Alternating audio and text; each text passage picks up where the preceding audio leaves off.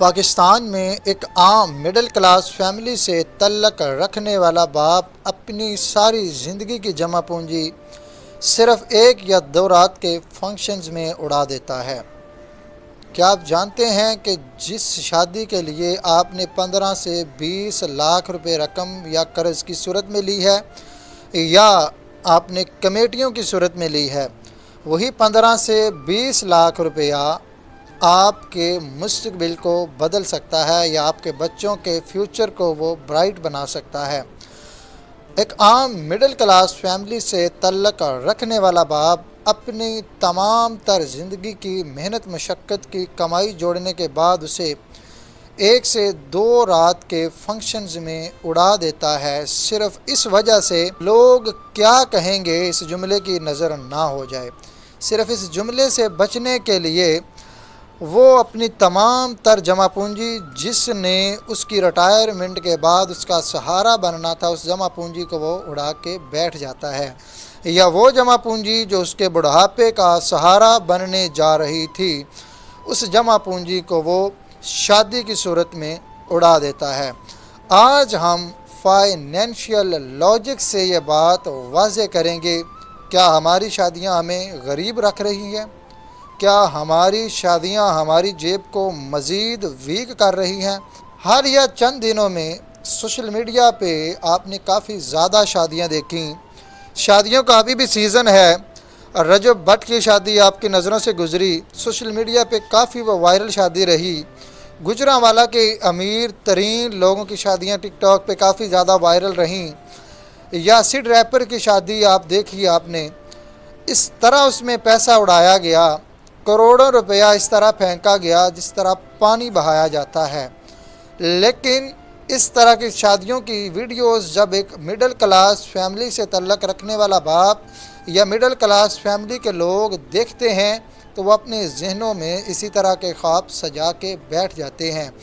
آئیے بات کرتے ہیں کہ اس طرح کی سلیبریٹیز یا اس طرح کے ایکٹرز جو اس طرح کی شادیاں رچا رہے ہوتے ہیں، پیسے کا خوب چرچا کر رہے ہوتے ہیں، ان کے پاس ڈسپوزیبل انکم ہوتی ہے۔ اس کی بنسبت دیکھا جائے ہم لوگ مڈل کلاس فیملی سے تعلق رکھنے والے جو اس طرح کی شادیوں کو اپنے ذہنوں میں سجا کے بیٹھ جاتے ہیں، تو ہمارے پاس یا تو وہ کمیٹیوں کی رقم ہوتی ہے یا بینک سے لون لیا ہوتا ہے، کسی دوست سے، کسی ہمسائے سے، کسی جاننے والے سے ہم نے قرض کی صورت میں رقم پکڑی ہوتی ہے، یا پھر ہم لوگوں کی محنت و مشقت کی ساری زندگی کی ہارڈ ارنڈ سیونگ ہوتی ہے۔ زیادہ تر لوگ شادیوں کے لیے یا تو کمیٹی کی ڈیٹ کو فائنل کرتے ہیں، اسی ڈیٹ پہ وہ کمیٹیاں لیتے ہیں، یا پھر وہ لون لیتے ہیں جس طرح میں نے پہلے ابھی بات کی ہے۔ اگر لون لیتے ہیں تو مہنگائی ان کی کمر توڑ دیتی ہے، اور بڑھتے ہوئے انٹرسٹ ریٹ ہیں جو سود ہیں وہ اس کی کمر توڑ کے رکھ دیتے ہیں۔ دوسرے نمبر پہ بات کی جائے اگر کمیٹیوں کی، تو کمیٹی اگر شادی کے بعد نکلتی ہے تو 2 سے 3 سال یاد رکھیے گا آپ نے قسطیں اس کی دینی ہیں، وہ قسطیں آپ کو ادا کرنی ہی پڑیں گی۔ اس کا مطلب یہ ہے کہ آپ نے اپنا آنے والا وقت، مستقبل آپ نے پہلے ہی گروی رکھ لیا ہے۔ اس کو فائنانس کی زبان میں یا فائنانس کے رول میں ڈیٹ ٹو انکم ریشو کا بگڑنا کہتے ہیں۔ فائنانس اس چیز کے خلاف ہے۔ دوسرے نمبر پہ بات کرتے ہیں سونے کا اس طرح دکھاوا کرنا جس طرح ہمارے شادیوں میں کیا جاتا ہے۔ سونے کی شرائط کو دیکھتے ہیں کہ فائنانس کے رولز اس کو کس طرح سے بیان کرتے ہیں۔ آئیے بات کرتے ہیں ناظرین کہ ہماری خواتین یا ہمارے بڑے لوگ جو ہیں وہ کہتے ہیں کہ سونا بچت کا ہی نام ہے، سونا سیونگ کا ہی نام ہے، سونا اصل انویسٹمنٹ ہے۔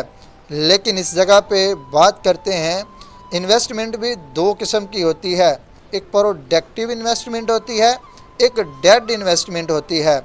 جس طرح ہم شادیوں پہ سونا دکھاتے ہیں یا سونا پہنواتے ہیں دلہن کو، وہ ایک ڈیڈ انویسٹمنٹ ہے۔ پروڈکٹیو انویسٹمنٹ کا مطلب یہ ہے سونے کی ویلیو اپ ہوتی ہے مارکیٹ میں، اسی وقت سونے کو بیچ کے اس کو کسی بزنس میں انویسٹ کیا جائے تاکہ سونا بھی دوبارہ بن جائے اور بزنس آپ کو اس کا دگنا تگنا کما کے دے سکے۔ کل کی ویڈیو میں نے آپ کو بتایا تھا امیر لوگ پیسہ نہیں کماتے بلکہ پیسہ ان کو خود پیسہ کما کے دیتا ہے۔ وہ پیسہ اس وجہ سے لگاتے ہیں کہ اس سے مزید پیسہ کمایا جائے، پیسہ ان کو پیسہ کما کے دیتا ہے۔ لیکن بات کریں ہم جیسے مڈل کلاس فیملی سے تعلق رکھنے والے لوگوں کی، تو بھائی ہم لوگ ڈیڈ انویسٹمنٹ کرتے ہیں، سونے کو لاکر میں رکھ دیتے ہیں۔ ہاں انویسٹمنٹ یہ بھی ہے، سیونگ اس چیز کا بھی نام ہے، لیکن جو چیز میں نے آپ سے واضح کی ہے انویسٹمنٹ دو قسم کی ہوتی ہے۔ اب فیصلہ آپ کا ہے، آپ نے پروڈکٹیو انویسٹمنٹ کرنی ہے یا آپ نے ڈیڈ انویسٹمنٹ کرنی ہے۔ آئیے اسی کے ساتھ ساتھ میتھمیٹکس سے حساب لگوا لیتے ہیں کہ فار ایگزامپل آپ اوسطاً ایک شادی پہ 20 لاکھ روپے خرچ کرتے ہیں۔ آپشن اے تو ہے کہ آپ نے 20 لاکھ روپے خرچ کر دیے، اس کے نتیجے میں آپ کے پاس کیا بچا؟ 0 روپیہ۔ آپشن بی اگر دیکھتے ہیں 5 لاکھ روپے آپ شادی کے لیے خرچ کر لیتے ہیں، 15 لاکھ روپے کو آپ کمپاؤنڈنگ کے لیے اسٹاک مارکیٹ میں یا میوچل فنڈ میں رکھ دیتے ہیں۔ 12% ایک سال کے حساب سے اگر دیکھا جائے تو میتھمیٹکس یہ بات بتاتا ہے کہ 12% 10 سال میں آپ کو اس 15 لاکھ روپے کے جو کمپاؤنڈنگ کے لیے آپ نے رکھے تھے اسٹاک مارکیٹ میں یا میوچل فنڈ کی صورت میں، وہ آپ کو 40 لاکھ روپے دے گا 10 لاکھ میں۔ بات کریں اگر 20 سال کی تو 20 سال میں وہی 15 لاکھ روپیہ جو آپ نے اسٹاک مارکیٹ میں میوچل فنڈ میں کمپاؤنڈنگ کے لیے رکھا تھا وہ آپ کو 1,40,00,000,000 روپے دے سکتا ہے۔ تو آپ سوچئے کہ آپ کو ایک رات کی واہ واہ چاہیے یا آپ نے اپنے بڑھاپے میں کروڑ پتی ہونا دیکھنا ہے۔ آپ خود اندازہ لگا سکتے ہیں کہ اگر آپ اس طرح 20 لاکھ ڈائریکٹ خرچ کر دیتے ہیں ایک یا دو رات کے فنکشنز میں، تو وہ آپ سے آپ کے بڑھاپے میں کروڑ پتی ہونے کا خواب چھین رہا ہے۔ اب میں آپ کو یہ نہیں کہتا کہ آپ نے شادی ہی نہیں کرنی، لیکن پرسنل فائنانس کا رول کیا کہتا ہے کہ آپ نے شادی کے لیے بجٹنگ کرنی ہے۔ بجٹنگ کس طرح سے کرنی ہے؟ آپ نے اپنی جمع پونجی کا صرف 20% جو حصہ ہے وہ آپ نے شادی کے لیے رکھنا ہے، باقی آپ نے اپنی کسی اور انویسٹمنٹ کے لیے پیسے بچا لینے ہیں۔ دوسرے نمبر پہ بات کرتے ہیں سمپلسٹی کی۔ سادگی سے آپ نکاح کیجئے، یہ سنت کے بھی عین مطابق ہے اور اسی کے ساتھ ساتھ یہ دانش مندانہ طریقہ ہے۔ فیصلہ آپ کے ہاتھ میں ہے کہ آپ کو ایک رات کی واہ واہ چاہیے، ایک رات کا چرچا چاہیے یا آپ کو 20 سال کا سکون چاہیے۔ اور کیا آپ اس بات سے متفق ہیں؟ اپنی رائے کمنٹ سیکشن میں ضرور دیجیے گا کہ شادیوں پہ فضول خرچی سے بچنے کے لیے کوئی قانون حکومت کی جانب سے بننا چاہیے۔ اسی کے ساتھ ساتھ کمنٹ سیکشن میں آپ نے مجھے یہ بھی بتانا ہے کہ آج کا فائنینشیل انالائسس کیسا آپ کو لگا۔